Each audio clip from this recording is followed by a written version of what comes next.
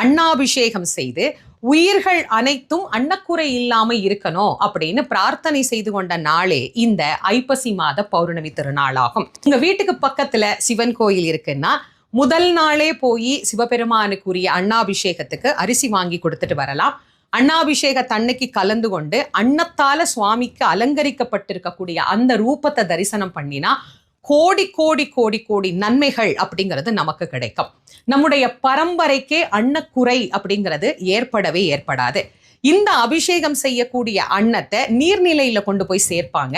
அது நீர்வாழ் பிராணிகளுக்கும் இறைவன் அளிக்கக்கூடிய ஆசீர்வாதம், சகல ஜீவராசிகளுக்கும் இறைவன் அளிக்கக்கூடிய அருளாகவும் அது அமைகிறது. இப்ப கோயிலுக்கு எங்களால போக முடியலமா, வீட்டில இருந்தே நாங்க கும்பிட்டுக்கலாமா அப்படின்னு கேட்கிறவங்க தாராளமாக வழிபாடு பண்ணலாம். வீட்டில் நீங்க லிங்கம் வச்சிருக்கிறீங்க அப்படின்னா நீங்களும் சிவபெருமானுக்கு செய்யக்கூடிய அபிஷேகம் எல்லாம் செஞ்சுட்டு நிறைவா அன்னத்தை